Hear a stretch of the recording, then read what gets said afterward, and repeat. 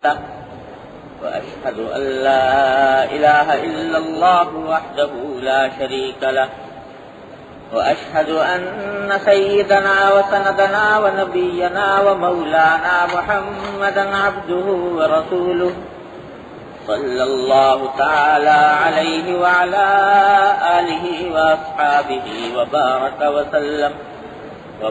وسلم تسليما كثيرا كثيرا. أما بعد، عن جابر رضي الله تعالى عنه قال: كان رسول الله صلى الله عليه وسلم إذا خطب احمرت عيناه وعلى صوته واشتد غضبه حتى كأنه منذر جيش يقول: صبحكم ومساكم، ويقول: بعثت أنا والساعة كهاتين، ويقرن بين أصبعيه السبابة والوسطى، ويقول: أما بعد، فإن خير الحديث كتاب الله، وخير الهدي هدي محمد صلى الله عليه وسلم، وشر الأمور محدثاتها، وكل بدعة ضلالة. ثم يقول: أنا أولى بكل مؤمن من نفسه، من ترك مالا فلأهله، ومن ترك دينا أو ضياعا فإلي وعلي. یہ حضرت جابر ابن عبداللہ رضی اللہ تعالیٰ عنہما سے روایت ہے. یہ حضرت جابر ابن عبداللہ یہ نبی کریم صلی اللہ علیہ وسلم کے مخصوص صحابہ کرام میں سے ہیں، انصاری صحابی ہیں، مدینہ طیبہ کے رہنے والے تھے. ان کا نام جابر ہے، اور بعض لوگوں کو شبہ ہوتا ہے کہ ہمارے ہاں اردو میں جابر کہتے ہیں ظالم آدمی کو، تو اس لیے لوگوں کو شبہ ہوتا ہے کہ یہ جابر نام کیسے رکھ دیا گیا. اور یہی شبہ اللہ جل جلالہ کے اس میں گرامی جبار کے بارے میں بھی ہوتا ہے کہ اللہ تبارک و تعالیٰ سے جو اسماء حسنی ہیں، 99 اسماء حسنی، ان میں سے ایک نام جبار بھی ہے. اس کو بھی اردو میں چونکہ جبار کہتے ہیں بہت ظلم کرنے والے کو، تو اس واسطے لوگوں کو شبہ ہوتا ہے کہ اللہ تبارک و تعالیٰ کے لیے جبار کا لفظ کیسے استعمال کیا گیا. تو یہ بات سمجھ لینے کی ہے کہ عربی زبان میں جابر کے وہ معنی نہیں ہیں جو اردو میں ظالم کے معنی ہوتے ہیں. اور جابر عربی زبان میں کہا جاتا ہے ٹوٹی ہوئی چیز کو جوڑنے والا. ہڈی ٹوٹ جائے تو اس کو جوڑنے کو جبر کہتے ہیں، اور جو ٹوٹی ہوئی ہڈی کو جوڑے اس کو جابر کہتے ہیں. تو جابر کے معنی ہے ٹوٹی ہوئی چیز کو جوڑنے والا. تو یہ کوئی اس کے غلط معنی نہیں ہے، بہت اچھے معنی. اور اسی طرح جبار کے معنی یہ ہے کہ خوب بہت زیادہ ٹوٹی ہوئی چیزوں کو جوڑنے والا. اللہ تبارک و تعالیٰ کا جو نام ہے جبار، اس میں یہ اس کے معنی معاذ اللہ ظلم کے یا تکلیف دینے کے، عذاب کے معنی نہیں ہے، بلکہ یہ معنی ہے کہ جو چیز ٹوٹ گئی ہو اس کو اللہ تبارک و تعالیٰ جوڑ دینے والے ہیں. اور اسی لیے حضرت صلی اللہ علیہ وسلم نے بہت سی دعائیں جو تلقین فرمائیں، ان میں ایک دعا کے اندر اللہ تبارک و تعالیٰ کو اس نام سے پکارا گیا ہے کہ یا جابر العزم الکثیر، یا جابر العزم الکثیر، اے ٹوٹی ہوئی ہڈی کو جوڑنے والے، ٹوٹی ہوئی ہڈی کو جوڑنے والے. یہ خاص طور پر اس لیے کہ یہ تمام دنیا کے اطباء، معالج، ڈاکٹر اس پر متفق ہیں کہ ہڈی اگر ٹوٹ جائے تو کوئی دوا، کوئی علاج ایسا نہیں ہے جو اس کو جوڑ سکے. انسان کا کام صرف اتنا ہے کہ وہ ہڈی کو اس کی صحیح پوزیشن پر رکھ دے بس. باقی ہڈی آپس میں ایک دوسرے سے جوڑ دے. کوئی مرہم، کوئی لوشن، کوئی دوا، کوئی معجون ایسی نہیں ہے جو اس کو لگا دی جائے اور وہ جڑ جائے. وہ جوڑنے والا تو وہی ہے، جابر العزم الکثیر. تو اس معنی میں کہا جاتا ہے جبار، نہ کہ جبار کے معنی وہ جیسے لوگ سمجھتے ہیں. اسی طرح باری تعالیٰ کا دوسرا اسم گرامیہ قہار، وہ اردو میں جب استعمال کرتے ہیں تو قہار کے معنی اردو کے محاورے کے اعتبار سے وہ ہوتے ہیں جو بہت لوگوں پر قہر کرے، غصہ کرے اور بہت لوگوں کو تکلیف پہنچائے، اس کو قہار کہتے ہیں. تو باری تعالیٰ کے اسماء گرامی میں جو قہار ہے وہ عربی زبان والا قہار ہے، اردو والا نہیں. عربی زبان میں قہار کے معنی ہوتے ہیں غلبہ پانے والا، غالب، جو ہر چیز پر غالب ہو، اس کو قہار کہتے ہیں. تو جبار اور قہار دونوں، یہ جب اردو میں ہم یہ لفظ بولتے ہیں تو ذہن میں آتا ہے ایک ایسی ہستی کا جو بہت عذاب دیتی ہے، بہت تکلیف پہنچاتی ہے، بہت معاذ اللہ ظلم کرتی ہے. تو باری تعالیٰ کے اسماء گرامی میں یہ بات نہیں ہے. وہ اس سے مراد، جبار سے مراد ہے ٹوٹی ہوئی چیزوں کو جوڑنے والا، اور قہار کے معنی ہے بہت غالب، سب چیزوں پر غالب، ہر چیز اس کے آگے مغلوب ہے، وہ سب پر غالب ہے، یہ معنی ہے. چنانچہ باری تعالیٰ کے اسماء حسنہ میں جو 99 اسماء حسنہ ہے، اس میں کسی میں کوئی ایسا نام نہیں ہے جو عذاب کے معنی پر دلالت کرتا ہو. سارے اسماء گرامی یا رحمت کی طرف دلالت کرتے ہیں، یا ربوبیت کی طرف دلالت کرتے ہیں، یا غلبے کی طرف دلالت کرتے ہیں، لیکن عذاب کے اوپر دلالت کرنے والا کوئی اسماء حسنہ میں سے کوئی نام جہاں تک مجھے یاد ہے نہیں ہے. اور یہ اس بات کی علامت ہے کہ اللہ تبارک و تعالیٰ کی اصل صفت جو ہے، اصل صفت باری تعالیٰ کی، وہ ہے رحمت کی صفت. وہ اپنے بندوں پر رحیم ہے، وہ رحمان ہے، وہ کریم ہے. ہاں جب بندے حد سے گزر جائیں تو وہ بے شک غضب بھی اس کا نازل ہوتا ہے، عذاب بھی برحق ہے. لیکن صفات جو باری تعالیٰ کی بنیادی بیان کی گئی ہیں، جن کے اوپر اسماء حسنہ جن کے مطابق لکھ رکھے گئے ہیں، ان میں عذاب کا ذکر ان کے اندر موجود نہیں ہے. یہ بات ضمناً آ گئی. بہرحال یہ روایت ہے حضرت جابر رضی اللہ تعالیٰ عنہ سے، اور جیسا میں نے عرض کیا کہ جابر کے معنی ٹوٹی چیز کو جوڑنے والا ہے، لہذا کوئی غلط معنی نہیں ہے یہ، جس کی وجہ سے یہ شبہ ہو کہ نام صحابی نے کیسے رکھ لیا اپنا. وہ روایت کرتے ہیں کہ کان رسول اللہ صلی اللہ علیہ وسلم اذا خطب احمرت عیناہ وعلی ثوبہ، کہ جب نبی کریم سرور عالم صلی اللہ علیہ وسلم خطبہ دیتے تھے، صحابہ کرام سے خطاب فرماتے تھے، تو بکثرت آپ کی مبارک آنکھیں سرخ ہو جاتی تھی اور آواز بلند ہو جاتی تھی. یہ اس لیے کہ بات جو کچھ کہہ رہے تھے وہ دل کی آواز تھی، اور دل میں یہ جذبہ تھا کہ کسی طرح سننے والے کے دل میں اتر جائے، یہ اس کو سمجھ لے اور اس پر عمل کرنا شروع کر دے. تو اس جذبے کے ماتحت آپ کی آنکھیں، مبارک آنکھیں کبھی کبھی سرخ ہو جاتی تھیں اور آپ کی آواز بلند ہو جاتی تھی. واشتد غضب، اور آپ کا جوش زیادہ ہو جاتا تھا، یعنی الفاظ کے اندر جوش کا اظہار ہو جاتا تھا. حتیٰ کأنہ منذر جیش، ایسا لگتا تھا بعض اوقات جیسے کہ آپ کسی لشکر آنے والے لشکر سے ڈرا رہے ہیں لوگوں کو کہ دیکھو بھائی تمہارے اوپر دشمن کا لشکر حملہ آور ہونے والا ہے، خدا کے لیے اپنی جانیں بچاؤ، اس سے خدا کے لیے اس سے بچنے کا کوئی سامان کرو. تو اس انداز سے آپ نصیحت فرماتے تھے جیسے کوئی حملہ آور دشمن آنے والا ہے اور آپ اس سے لوگوں کو ڈرا رہے ہیں. یقول صبحکم ومساکم، اور یہ فرماتے تھے کہ وہ لشکر صبح پہنچا یا شام پہنچا، یعنی ان قریب پہنچنے والا ہے، زیادہ دیر نہیں ہے اس کے پہنچنے میں، تو اس لشکر سے بچاؤ کا سامان کرو.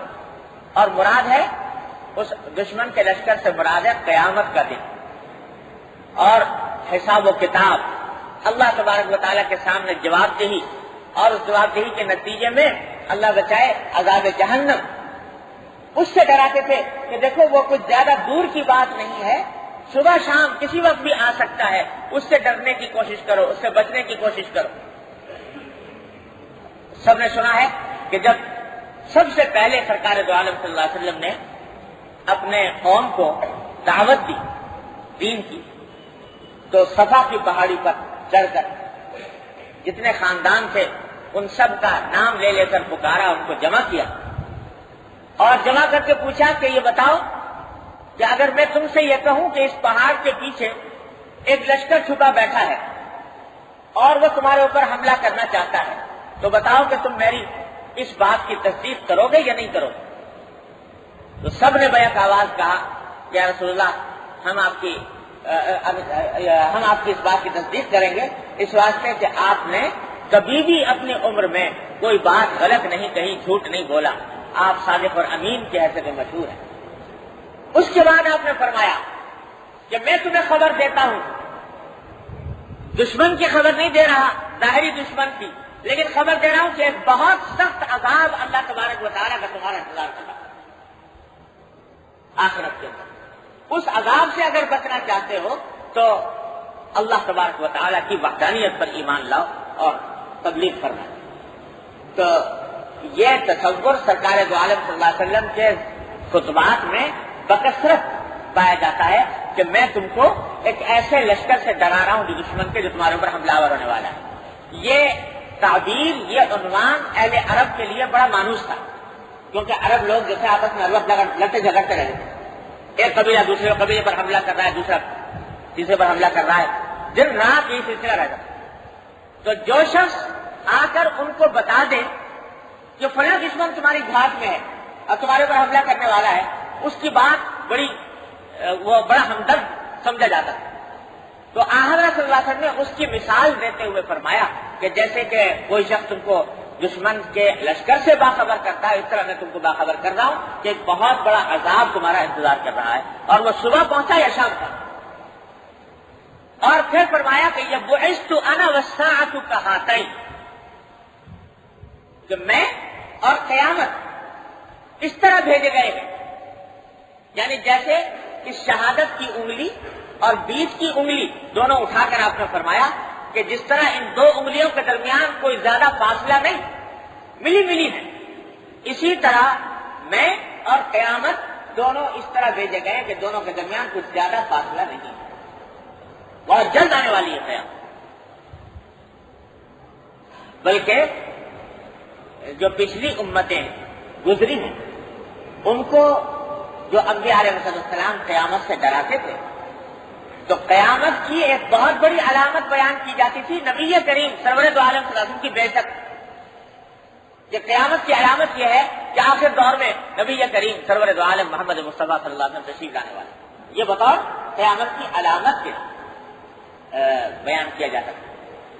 لوگ سمجھتے ہیں کہ وہ 14 سال تو گزر گئے، اب تک آئی نہیں، تو یہ اتنا تھوڑا سا فاصلہ کیسے ہوا؟ تو ساری دنیا کی عمر کے لحاظ سے اگر دیکھو، جب سے دنیا پیدا ہوئی اس کے اعتبار سے اگر دیکھو تو 1000-2000 سال جو ہیں ان کی کوئی حیثیت نہیں ہوتی ساری دنیا کی عمر کے اعتبار سے۔ تو اس لیے آپ نے فرمایا کہ میں اور قیامت بالکل اس طرح بھیجے گئے ہیں کہ دونوں کے درمیان کچھ زیادہ فاصلہ نہیں ہے، بہت قریب آنے والی ہے قیامت۔ اور ساری جو مجموعی قیامت آنے والی ہے وہ تو خواہ کتنی دور ہو، لیکن ہر انسان کی قیامت تو قریب ہے، کیونکہ من ماتا فقد قامت قیامت، جو مر گیا جس کو موت آ گئی اس کی قیامت تو اسی دن قائم ہوگی۔ اور ساری دنیا کی قیامت جب بھی آئے لیکن اس کی قیامت اسی دن آ گئی۔ تو اس واسطے جب قیامت آنے والی ہے، خواہ وہ مجموعی قیامت ہو یا انفرادی قیامت ہو، وہ آنے والی ہے، اور اس کے آنے کے بعد خدا جانے کیا معاملہ ہونے والا ہے۔ تو اس لیے میں تم کو ڈرا رہا ہوں کہ اس وقت کے آنے سے پہلے تیاری کر لو، اس وقت کے آنے سے پہلے ہوشیار ہو جاؤ اور اپنے آپ کو اس عذاب جہنم سے اور عذاب قبر سے بچا لو۔ پھر فرمایا، یعنی فرماتے ہیں کہ یہ سب باتیں بھی فرماتے تھے خطبات میں، اور پھر عموماً جو خطبات میں کثرت سے جو جملے آپ ارشاد فرماتے تھے وہ بیان کیے حضرت جابر رضی اللہ عنہ نے، کہ ایک جملہ یہ کثرت سے آپ ارشاد فرمایا کرتے تھے کہ بین خیر حدیث کتاب اللہ، بہترین کلام اس روئے زمین پر، سب سے اچھا کلام اللہ کی کتاب، اس سے بڑھ کر، اس سے اعلیٰ، اس سے زیادہ افضل، اس سے زیادہ بہتر کلام کوئی نہیں۔ وَإِنَّ خَيْرَ الْحَدِيثِ كِتَابُ اللَّهِ وَخَيْرَ الْهَدْيِ هَدْيُ مُحَمَّدٍ صلی اللہ علیہ وسلم۔ اور زندگی گزارنے کے جتنے طریقے ہیں، جتنے طرز زندگی ہیں، ان میں سب سے بہترین طرز زندگی محمد صلی اللہ علیہ وسلم کا طرز زندگی۔ اللہ یہ خود فرما رہے ہیں اپنے بارے میں۔ کوئی بھی شخص یہ نہیں کہتا کہ میرا طریقہ سب سے اعلیٰ ہے، مجھ سے زیادہ بہتر کوئی نہیں، لیکن کیونکہ اللہ تبارک و تعالیٰ نے بھیجا ہی اس لیے کہ لوگوں کے سامنے ایک نمونہ ہو کہ زندگی گزارنی ہے تو اس طرح گزارو، طریقہ زندگی کا اگر اختیار کرنا ہے تو یہ طریقہ اختیار کرو۔ اس واسطے دعوت اور تبلیغ کی ضرورت کے تحت ارشاد فرما رہے ہیں کہ بہترین طریقہ وہ ہے جو محمد صلی اللہ علیہ وسلم نے تمہارے واسطے چھوڑا۔ اٹھنے میں، بیٹھنے میں، کھانے میں، پینے میں، سونے میں، جاگنے میں، دوسروں کے ساتھ معاملات کرنے میں، اللہ کے ساتھ تعلق قائم کرنے میں جو طریقہ محمد رسول اللہ صلی اللہ علیہ وسلم نے ارشاد فرما دیا، اس سے بہتر کوئی اور طریقہ نہیں ہو سکتا۔ یہ فرما دیا۔ پھر آگے جن چیزوں سے گمراہی کے امکانات ہو سکتے تھے ان کی جڑیں بتا دی۔ فرمایا کہ شر الامور محدثاتها، بدترین کام اس روئے زمین پر وہ ہیں جو نئے نئے طریقے دین میں ایجاد کیے جائیں، جو نئے نئے طریقے دین میں ایجاد کیے جائیں وہ بدترین کام ہے۔ لفظ استعمال کیا بدترین کام، کیا معنی؟ کہ یہ بدعت ایسی چیز ہے کہ جو ظاہری گناہوں سے بھی بدتر ہے، ظاہری فسق و فجور سے بھی بدتر ہے۔ کیوں؟ اس لیے کہ ظاہری فسق و فجور اور گناہ وہ ہیں کہ جو بھی شخص جس کے دل میں ذرہ برابر ایمان ہوگا وہ ان کو برا سمجھے گا۔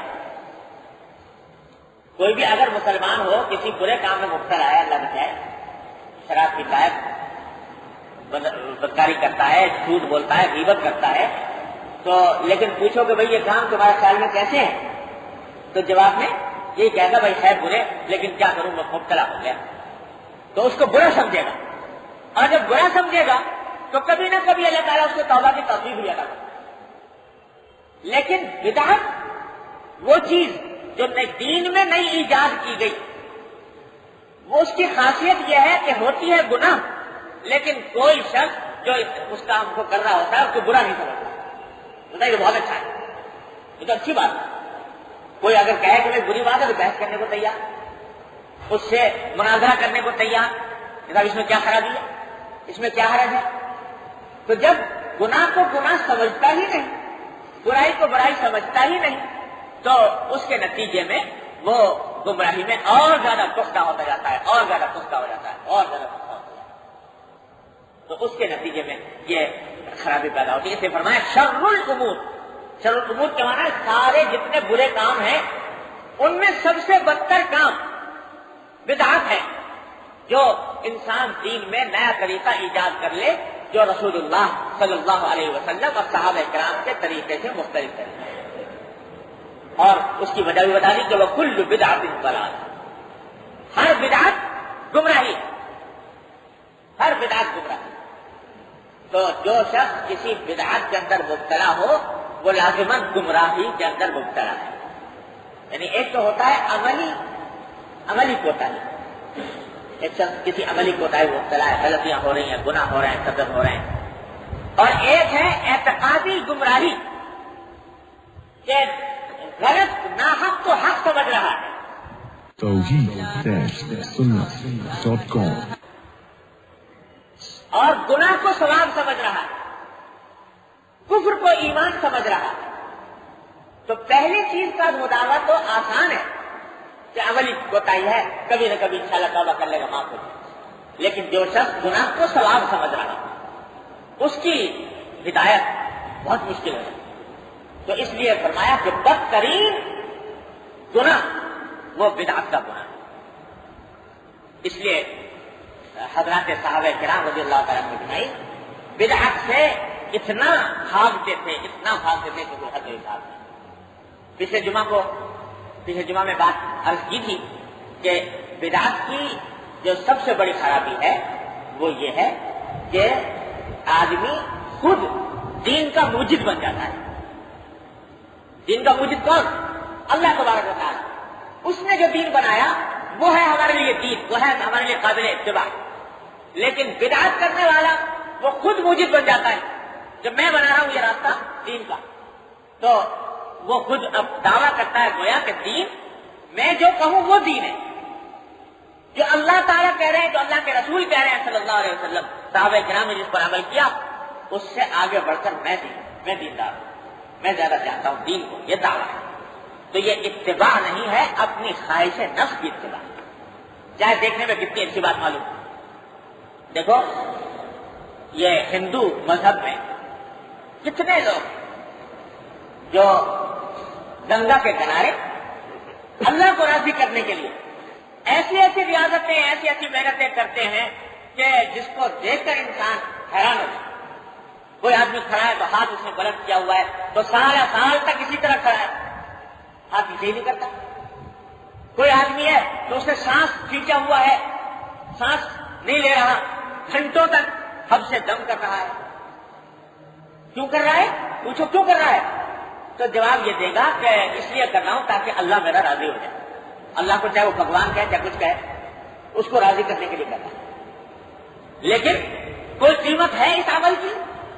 حالانکہ نیت براہ راست درست معلوم ہوتی ہے، لیکن اللہ کے ہاں کوئی قیمت نہیں. اس واسطے کہ اللہ کو راضی کرنے کے لیے جو طریقہ تو نے اختیار کیا وہ اللہ کا بتایا ہوا نہیں ہے، وہ اللہ کے رسول کا بتایا ہوا نہیں ہے. تو نے اپنے دل سے گھڑ لیا، اپنے دماغ سے گھڑ لیا.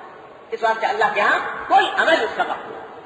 قرآن کریم فرماتا ہے ایسی اعمال کے بارے میں کہ وَقَدِمْنَا إِلَىٰ مَا عَمِلُوا مِنْ عَمَلٍ فَجَعَلْنَاهُ هَبَاءً مَنْثُورًا. ایسے لوگ جو عمل کرتے ہیں ہم اس عمل کو اس طرح اڑا دیتے ہیں جیسے ہوا میں اڑائی ہوئی مٹی، گرد و غبار جس کی کوئی حقیقت نہیں. عمل کیا اور اثر، محنت کی بیکار. اور کیا اچھا انداز سے، کتنا پیارے انداز سے، شفقت بھرے انداز سے قرآن کریم نے فرمایا کہ قل هل ننبئکم بالاخسرین اعمالا. کہہ دو کیا میں تمہیں بتاؤں کہ اس دنیا کے اندر سب سے زیادہ خسارے میں کون ہے، سب سے زیادہ نقصان میں کون لوگ. قرآن کہتا ہے نبی کریم صلی اللہ علیہ وسلم سے خطاب کرتے ہوئے کہ آپ لوگوں سے یہ کہہ دیجیے کیا میں تمہیں بتاؤں کہ ساری دنیا میں سب سے زیادہ نقصان میں کون لوگ ہیں.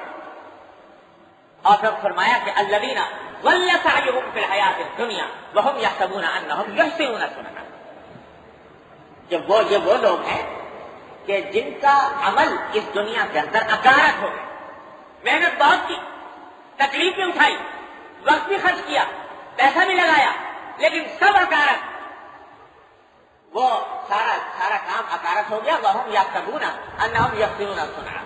دل میں یہ سمجھ رہے ہیں بڑا اچھا کام کر رہا ہے، دل میں سمجھ رہے ہیں بہت اچھا کام کر رہے ہیں، لیکن حقیقت میں وہ کام وہ اکارت ہے، بیکار ہے، اس کی کوئی قدر و قیمت اللہ تبارک و تعالیٰ کے یہاں نہیں ہے. وہ اس لیے خسارے میں ہے کہ جو فاسق فاجر تھا، کافر تھا، اس کا مطلب دنیا میں تو عیش کر لی، آخرت گئی تو گئی، دنیا میں تو عیش کر گیا. اور یہ اپنی دنیا بھی خراب کر رہا ہے کہ میں نے تو اٹھا رہا ہے، اور آخرت بھی بگاڑ رہا ہے، اس واسطے کہ وہ طریقہ اختیار کیے ہوئے ہے جو اللہ کے رسول صلی اللہ علیہ وسلم نے نہیں بتایا. تو بدعت کو اس لیے فرمایا شر الامور، سارے کاموں میں بدترین کام. اس وجہ سے بھی ہے کہ آدمی جو ہے محنت کرتا ہے اور اس کے نتیجے میں حاصل کچھ نہیں. تو بات ساری کسی طرح اللہ تعالیٰ ہم لوگوں کے دل میں یہ بات بٹھا دے اپنی رحمت سے کہ دین جو ہے وہ نام ہے اللہ کی، اللہ کے رسول کی اتباع. بس یہ ہے دین.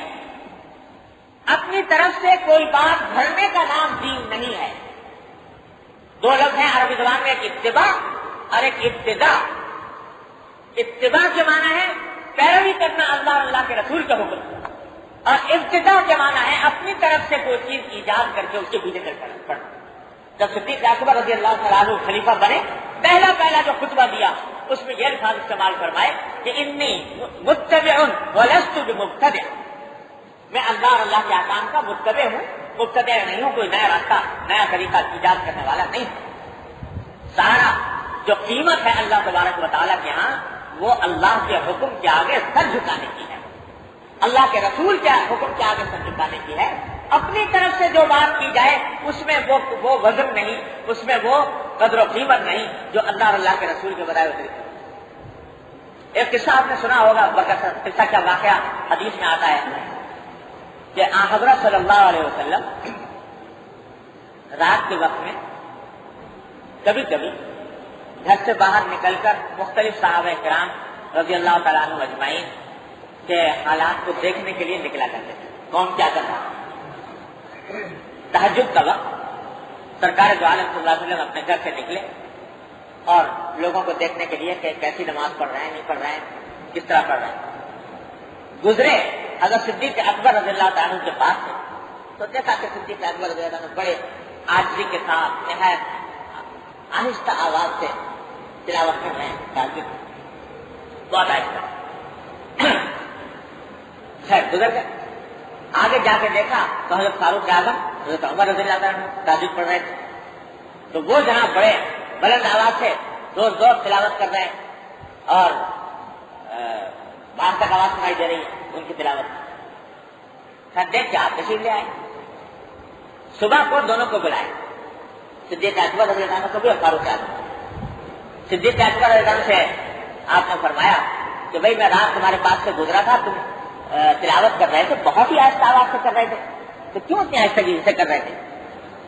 کیا خوبصورت جملہ ارشاد فرمایا حضرت صدیق اکبر رضی اللہ عنہ نے، فرمایا کہ اسمعت من ناجی، یا رسول اللہ جس سے مناجات کر رہا تھا جس ذات سے اس کو تو سنا دیا میں نے، وہ آہستہ ہو پست ہو دوسرا کوئی سنے کہ نہ سنے، جس سے تعلق قائم کیا ہوا تھا، جس کو سنانا چاہتا تھا، جس سے مناجات کر رہا تھا اس کو تو سنا دیا، آواز بلند ہو کر کی۔ تو اس واسطے میں نے سوچا کہ جب وہ اس کو سنا دیا تو اب بلند آواز کرنے کی کیا ضرورت، اس لیے آہستگی سے کر رہا ہے۔ پھر فاروق اعظم سے پوچھا کہ بھائی تم بڑے زور زور سے کر رہے تھے تلاوت، اس کی کیا وجہ؟ تو انہوں نے فرمایا کہ انی اوقظ الوسنان واخرج الشیطان، کہ میں تو اتنی زور سے اس لیے کر رہا تھا کہ جو لوگ ایسے سو رہے پڑے ہوئے وہ بیدار ہو جائیں اور شیطان بھاگ جائے، جتنی زور سے کروں گا اتنے شیطان بھاگے گا، تو شیطان بھاگ جائے، اس لیے کر رہا تھا۔ اب ذرا دیکھیے دونوں کی باتیں اپنی جگہ، اپنی جگہ پر دونوں باتیں صحیح۔ صدیق اکبر کی بات بھی صحیح کہ بھائی میں تو اللہ میاں کو سنا رہا ہوں، مجھے کسی دوسرے کو سنانے سے کیا مطلب، اس بات سے آہستگی سے پڑھ رہا ہوں۔ فاروق اعظم کی بات بھی صحیح کہ اگر آہستہ پڑھوں کبھی نیند آنے لگے، کبھی کچھ غفلت ہو جائے تو زور سے پڑھ رہا تھا تاکہ نیند بھاگ جائے اور شیطان بھاگ جائے، دونوں باتیں صحیح۔ سبحان اللہ۔ نبی کریم صلی اللہ علیہ وسلم نے حضرت صدیق اکبر سے فرمایا کہ ارفع قلیلا، تم اپنی آواز ذرا بلند کرو، اتنے آہستہ نہ کرو جتنے آہستہ کرو، اور حضرت فاروق اعظم کو فرمایا کہ اخفض قلیلا، کہ تھوڑا سا آواز کو بند کرو، اتنا تیز مت کرو، اور دونوں کو درمیانی راہ میں اور آیت قرآن کریم کی نازل ہوئی تھی کہ وہ لاز ہے اس میں زیادہ فائدہ برا تک کیا، تو معلوم ہوا کہ عبادت کے اندر اپنی سمجھ سے کوئی راستہ اختیار کر لینا، چاہے وہ راستہ صدیق نے اختیار کیا ہو، چاہے وہ راستہ فاروق نے اختیار کیا ہو، اگر رسول اللہ صلی اللہ علیہ وسلم کے بتائے ہوئے راستے سے ذرا بھی مختلف ہے تو وہ اللہ تعالیٰ کا اتنا پسندیدہ نہیں جتنا کہ اللہ اور اللہ کے رسول کا بتایا ہوا راستہ۔ یہ سارا دونوں کو آگے بڑھا بتائے دیکھنے میں کیا خرابی تھی، آہستہ پڑھ رہے تو بھی کوئی خرابی نہیں، زور سے پڑھ رہے تو بھی کوئی خرابی نہیں، دونوں نے کوئی دلیلیں بھی بیان کر لیکن وہ راستہ جو ہم نے بتایا وہ کرو، اس میں جو نور ہے اس میں جو فائدہ ہے وہ کسی اور تو بھائی سارا کھیل دین کا یہ ہے، عبادت، دین، اطاعت، اللہ اور اللہ کے رسول کی اتباع، اپنے طرف سے طریقہ کرنا۔ لا الہ الا اللہ۔ حضرت حاجی غازی اللہ صاحب مہاجر مکی صلی اللہ علیہ وسلم نے واقعہ بیان فرمایا، اور حضرت حکیم الامت صلی اللہ علیہ وسلم نے وہ کسی واضح میں بیان فرمایا ہے کہ ایک بزرگ تھے، انہیں کے قریبی زمانے کے بزرگ تھے، تو وہ نماز پڑھا کرتے تھے جب تو آنکھیں بند کر لیتے، آنکھیں بند کر کے پڑھتے نماز. اور فقہاء کرام نے لکھا ہے کہ ویسے آنکھیں بند کرنا مکروہ ہے، لیکن اگر کسی کو اس کے بغیر خشوع حاصل نہ ہوتا ہو تو جائز ہے، کوئی گناہ تو نہیں ہے، لیکن مباح ہے، کر سکتا ہے. تو وہ حضرت کیونکہ نماز بہت اچھی پڑھتے تھے، بڑے قاعدے میں تمام سنت کے ارکان کی رعایت کے ساتھ، لیکن آنکھ بند کر کے پڑھا. تو لیکن لوگوں میں ان کی نماز کا طریقہ مشہور تھا اس لحاظ سے کہ نہایت خشوع، نہایت خضوع، نہایت عاجزی کے ساتھ نماز پڑھی جاتی. تو وہ صاحب کشف بھی تھے. تو ایک مرتبہ انہوں نے کوئی درخواست کی اللہ تبارک و تعالیٰ سے کہ یا اللہ میں دیکھنا چاہتا ہوں کہ میں جو نماز پڑھتا ہوں وہ آپ کے یہاں قبول ہے کہ نہیں ہے، تو اس کی صورت آپ کے یہاں کیا ہے وہ مجھے دکھا دی جائے. تو اللہ تبارک و تعالیٰ نے یہ درخواست قبول فرمائی. تو ایک نہایت حسین و جمیل عورت سامنے لائی گئی، نہایت حسین سر سے لے کر پاؤں تک تمام اعضاء میں نہایت تناسب اور توازن، لیکن آنکھیں نہیں، آنکھوں کی بینائی وہ دکھائی. یہ ہے تمہاری پوچھا کہ رسول اللہ یہ اتنا اعلیٰ درجے کی خاتون ہے لیکن اس کی آنکھیں کہاں ہیں؟ کہا کہ جو تم نماز پڑھتے ہو اس نماز کے اندر آنکھیں بند کر کے پڑھتے ہو، تو اس واسطے یہ تمہاری جو نماز ہے وہ اندھی نماز ہے، یہ نظر آنے اس کو نظر نہیں آ رہا. توحید-سنت.com. یہ واقعہ حضرت حاجی صاحب صلی اللہ علیہ وسلم نے بیان فرمایا. تو حضرت حکیم الامت صلی اللہ علیہ وسلم اس واقعے پر تبصرہ کرتے ہوئے فرماتے ہیں کیا اچھی بات فرمائی کہ بات دراصل کیا تھی کہ اللہ اور اللہ کے رسول نے جو طریقہ بتایا نماز پڑھنے کا، سنت کرنے کا، وہ یہ تھا کہ آنکھ کھول کے پڑھو، سجدے کی طرف نگاہ ہونی چاہیے، سجدے کی جگہ نگاہ ہونی چاہیے. یہ ہے طریقہ ہمارا بتایا. اگرچہ دوسرا طریقہ جائز ہے، گناہ نہیں، لیکن سنت کا نور اس میں حاصل نہیں ہے. اگرچہ فقہاء کرام نے فرمایا کہ خشوع اگر خیالات بہت آتے ہیں باہر سے اور اس کی وجہ سے آنکھیں بند کر رہا ہے تو وہ گناہ نہیں، ویسے کرے گا تو کراہت بھی ہوگی، لیکن اگر خشوع حاصل کرنے کے لیے، خیالات کو دفع کرنے کے لیے آنکھیں بند کر رہا ہے تو گناہ نہیں، جائز ہے. جائز ہے مگر پھر بھی خلاف سنت ہے، کیونکہ ساری عمر نبی کریم سرور دو عالم صلی اللہ علیہ وسلم نے کبھی کوئی نماز آنکھ بند کر کے نہیں پڑھی. صحابہ کرام رضی اللہ تعالیٰ مجمعین نے کوئی نماز آنکھ بند کر کے نہیں پڑھی. اس واسطے سنت کا نور نہیں ہوگا. اور فرمایا کہ یہ جو خیال ہو رہا ہے کہ بھائی خیالات بہت آتے ہیں لہٰذا آنکھ بند کر لو، تو بھائی خیالات آتے ہیں اگر غیر اختیاری طور پر آتے ہیں تو اس کا کوئی مواخذہ نہیں اللہ تعالیٰ کے یہاں. وہ نماز جو آنکھ کھول کر اتباع سنت میں آنکھ کھول کر پڑھی جا رہی ہے اور اس میں خیالات غیر اختیاری آ رہے ہیں وہ پھر بھی اچھی ہے اس نماز سے جو آنکھ بند کر کے پڑھی جا رہی ہے اور بظاہر کوئی خیالات نہیں آ رہے، اس واسطے کہ وہ اتباع میں ہے نبی کریم صلی اللہ علیہ وسلم کے، اور یہ اتباع میں نہیں. تو سارا کھیل بھائی اتباع کا ہے، اپنی طرف سے طریقے کرنے کا کھیل ہے نہیں یہ دین جو ہے. تو اب یہ جتنے ہم نے اپنی طرف سے بنا لیے کہ فلاں عبادت اس طرح ہوگی، فلاں عبادت اس طرح ہوگی، تو یہ سب اللہ تبارک و تعالیٰ کے ہاں غیر مقبول ہے. اسے فرما دیا کل بدعت ضلالہ، ہر بدعت گمراہ. ایک بات اور عرض کر دوں، جو کثرت سے لوگ پوچھا کرتے ہیں، بعض اوقات سوال بھی کرتے ہیں کہ صاحب اگر یہ بات ہے کہ ہر نئی بات گمراہی ہے تو پھر یہ پنکھا بھی گمراہی، یہ ٹیوب لائٹ بھی گمراہی، یہ بس بھی گمراہی، یہ موٹر بھی گمراہی، یہ تو نہیں تھی حضور صلی اللہ علیہ وسلم کے زمانے میں، یہ کیسے پیدا ہو گئے؟ اس کو کیوں بدعت نہیں کہتے؟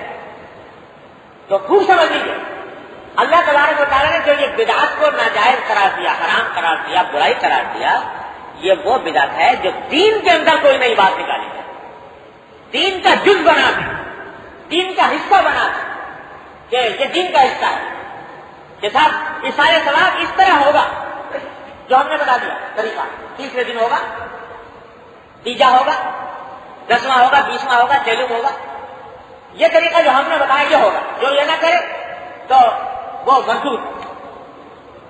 یہاں تک لوگوں نے مشہور کر رکھا ہے بیچارہ میت کے گھر میں صدمہ. حضور اکرم صلی اللہ علیہ وسلم کی تعلیم یہ کہ جس کے گھر میں صدمہ ہو تو دوسروں کو چاہیے کہ اس کے گھر کھانا دے. حضرت جعفر ابن ابی طالب رضی اللہ تعالیٰ عنہ شہید ہوئے موتا کے غزوہ موتا میں. تو حضرت صلی اللہ علیہ وسلم نے اپنے گھر والوں کو فرمایا کہ بھائی اسنعوا لآل جعفر طعاما فقد جاءهم ما يشغلهم، کہ جعفر کے گھر والوں کے لیے کھانا بنا کر بھیجو اس واسطے کہ ان کو وہ بیچارے صدمے کے اندر. تو حضور کی تعلیم تو یہ ہے کہ کھانا بناؤ اس کے لیے جس کے ہاں صدمہ ہو گیا، اس کے ہاں کھانا پکا کر بھیجو تاکہ بیچارہ وہ کھانا پکانے میں مشغول نہ ہو، صدمہ ہے اس کے. یہاں الٹی گنگا یہ بہتی ہے کہ جس کے گھر صدمہ ہے وہ کھانا بنائے، اور کھانا نہ صرف بنائے، دعوت کرے، شامیانے لگائے، دیگیں چڑھائے، لوگوں کو دعوت دے. اور دعوت جب تک نہیں دے گا تو اس وقت تک گویا وہ لوگ اس کے برادری میں نہ کر جائے. یہاں تک سننے میں آ گیا اس کو بھی برا بلا کہنا شروع کر دیتے ہیں، بیچارے جو مرا اس کو بھی. یہاں تک میں تو سنا لوگوں سے کہ یہاں تک کہا جاتا ہے کہ مر گیا مردود، نہ فاتحہ نہ درود. تو جس کے جو مر گیا وہ اگر اس کے گھر میں دعوت نہ ہوئی تو وہ دعوت نہ ہوئی تو پھر وہ بخشش نہیں ہوگی. اور پھر وہ دعوت بھی کیسی؟ اسی کے ترکے سے. وہ ترکہ جس میں سارے وارثوں کا حق ہو گیا، اس میں نابالغ بھی ہوتے ہیں. ان نابالغوں کے مال کو ذرہ برابر چھونا حرام ہے. نبی کریم صلی اللہ علیہ وسلم کی تعلیمات سے سراسر خلاف مگر وہ پڑی. اور جو یہ نہ کرے تو دین کا حصہ بنا کر، لازم قرار دے کر، ضروری قرار دے کر جو چیز ایجاد کی جائے وہ ہے بدعت. اور جو دین کا حصہ نہیں، جیسے استعمال کے طور پر آدمی نے طریقے نئے ایجاد کر لیا، ہوا حاصل کرنے کے لیے پنکھا بنا لیا، روشنی حاصل کرنے کے لیے یہ بجلی استعمال کر لی، سفر کرنے کے لیے موٹر کار استعمال کر لی، یہ کوئی بدعت نہیں، کیونکہ یہ دنیا کے جو کام ہے اس کے اندر اللہ تعالیٰ نے کھلی چھوٹ دی رکھی ہے، مباحات میں جو چاہو کرو.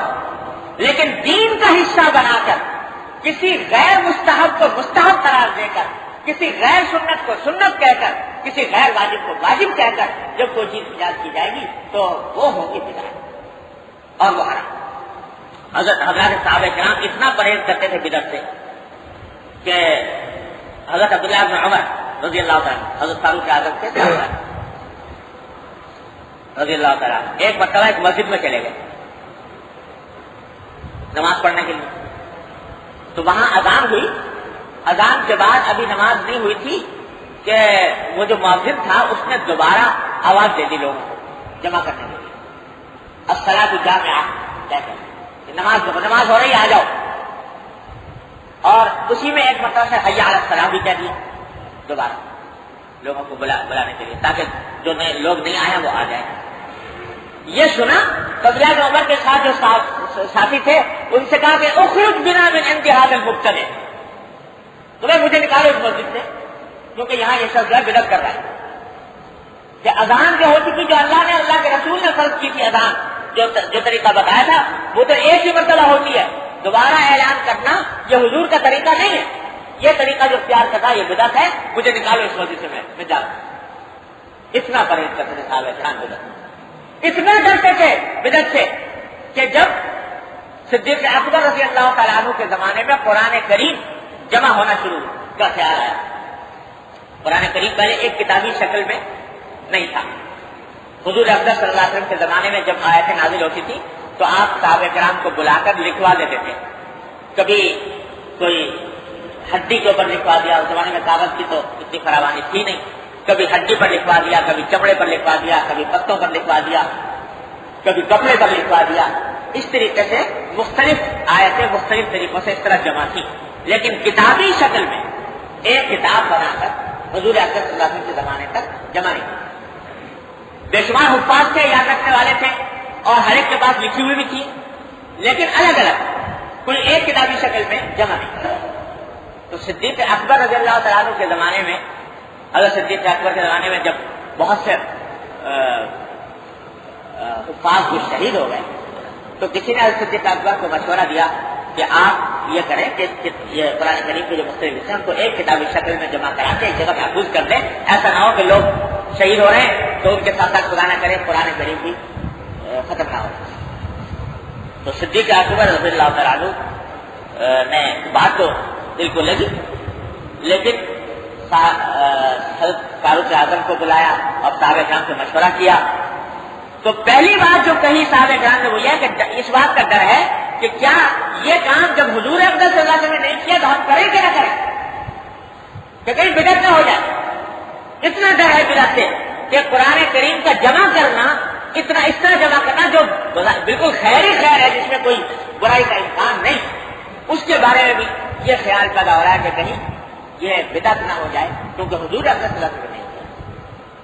تو حالانکہ یہ نہیں تھا کہ صاحب اس طرح نہیں کریں گے تو کوئی گناہ ہوگا، حرام ہوگا، لیکن محض یہ خیال کہ حضور نے جو کام نہیں کیا وہ ہم کریں کہ نہ کریں، یہ بدعت نہ.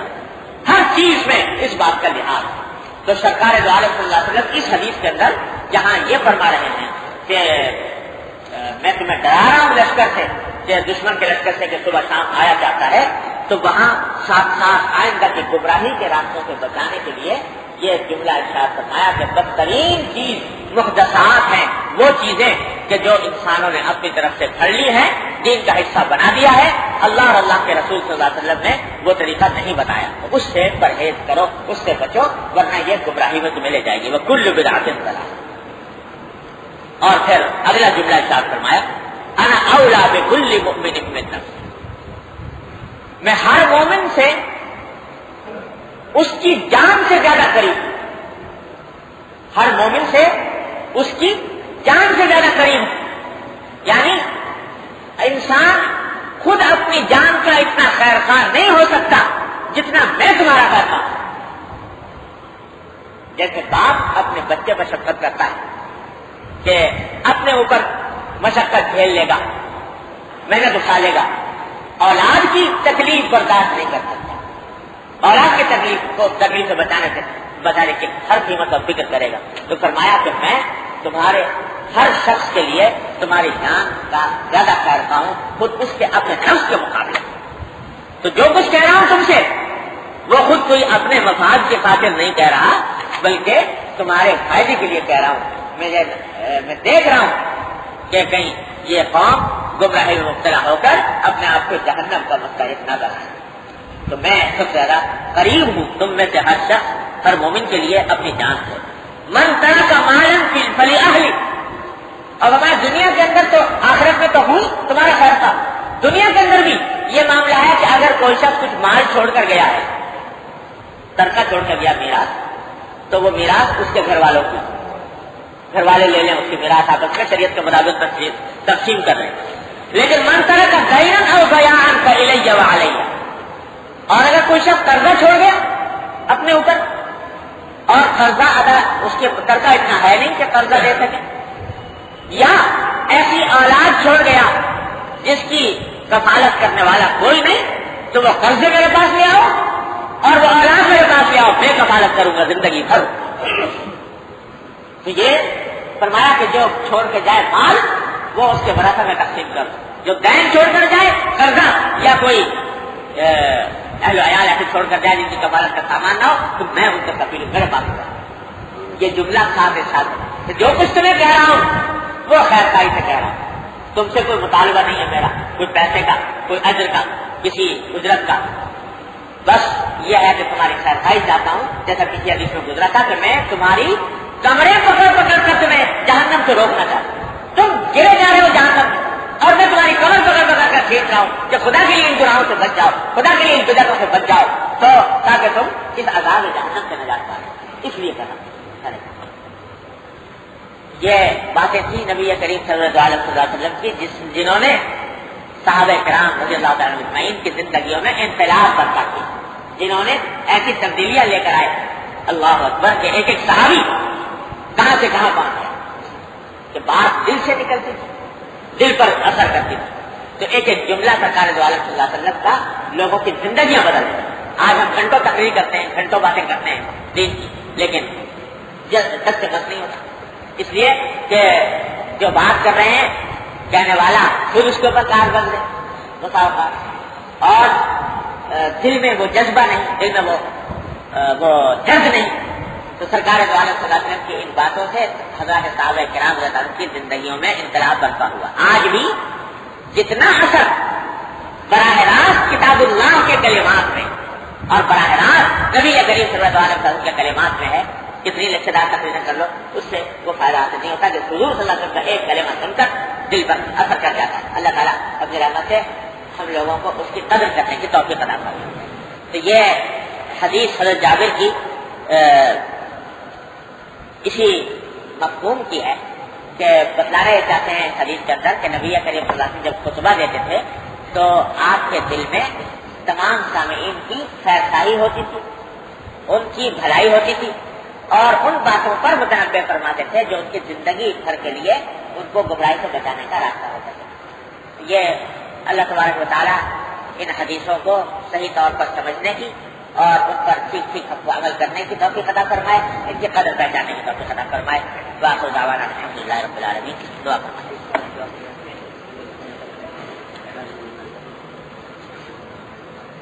دعا فرمائے۔ اللہم صلی علی سیدنا مولانا محمد وعلی آلہ وصحبہ کما صلیت علی ابراہیم وعلی آل ابراہیم۔